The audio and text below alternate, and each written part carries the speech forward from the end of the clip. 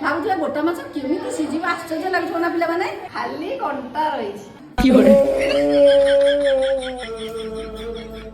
କାନ୍ଦିଲା ଭଳିଆ ଶୁଭୁଛି। ଆରେ କିଏ ଗୋଟେ କାନ୍ଦୁଛି?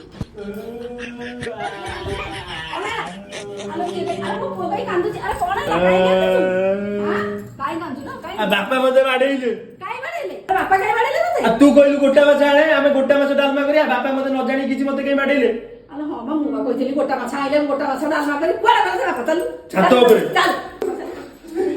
ଏଇଠି ମା ପୁଅ ଗୋଟେ ନାଟକ ଲଗେଇଛି। ଗୋଟା ମାଛ ଆଣି ଗୋଟେ ନାଟକ ଲଗେଇଛ ତମେ। କଣ ନାଟକ? ଡାଲମା પર ହବ କଣ ତମେ ଜାଣିଛ? ଗୋଟା ମାଛ ନାଇଁ ତାକୁ କାଇଁ ବାଡେଇଲ? ମୁଁ ବା କହିଥିଲି ଗୋଟା ମାଛ ଆଣିବ କାଟି ଛଡେଇକି ତାକୁ ଗୋଟା ମାଛ ସେମିତି ଡାଲମା ଦେ।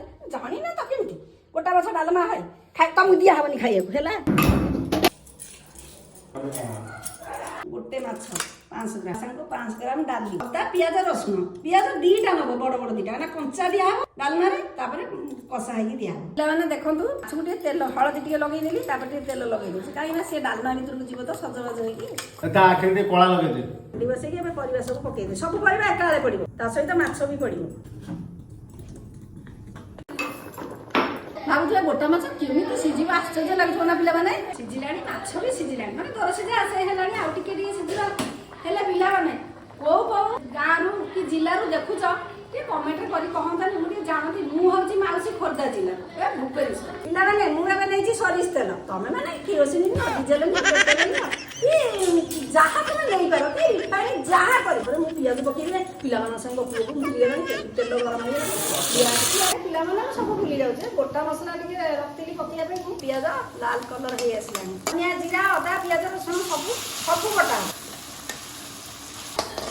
ପୁରା ଲାଲ ହେଇ ଆସିଲାଣି, ପୁରା କଲର ଆସି ପୁରା ବଢିଆ ବାଗରେ ହେଇ ଖାଲି କଣ୍ଟା ରହିଛି। ପିଲାମାନେ ବି ଖାଇପାରିବେ, ଛୋଟ ପିଲା ବି ଆରାମସରେ ଖାଇବେ ହେଲା। ତେଲ ପକେଇଲେ ପଞ୍ଚଫୁଟଣ ଟିକେ ପକେଇବ, କାରଣ ବାସ୍ନା ହବ। ଡାଲମାରେ ପଞ୍ଚଫୁଟଣଟା ହଉନି, ସାଧା ହଉ ବା ଆଇଁଷ ହଉ, ପଞ୍ଚଫୁଟଣ ଟିକେ ପକାଇବ। ହେଇଗଲା, ଗ୍ୟାସକୁ ବନ୍ଦ କରିଦେବା, ତାପରେ ଟିକେ ଗରମ ମସଲା ଦେଇଦେବା, ଡାଲମାଟା ଟିକେ ଟେଷ୍ଟ ଭଲ ବାସ୍ନା ଆସିବ। ଏବେ ଖାଅ କଞ୍ଚା ମାଛ ଡାଲମା, ପୁରା ଗରମ ଗରମ ଭାତ ସହିତ, ରୁଟି ସହିତ, ଖାଲି ବି ବସିକି ଖାଇଲା। ତା ସାଙ୍ଗରେ ମୁଁ ଟିକେ ଯୋଉ ନାଇଁ ମୁଁ କହିବି ସେଟା ପିଲାମାନେ କଣ ରେଡ ୱାଟର କଣ ଏମିତି ଟିକେ ଖାଆନ୍ତି, ତା ସାଙ୍ଗରେ ବି ଚାକଣା କରି ଖାଇଲେ ବି ବଢିଆ ଲାଗିବ। समझ रहे हो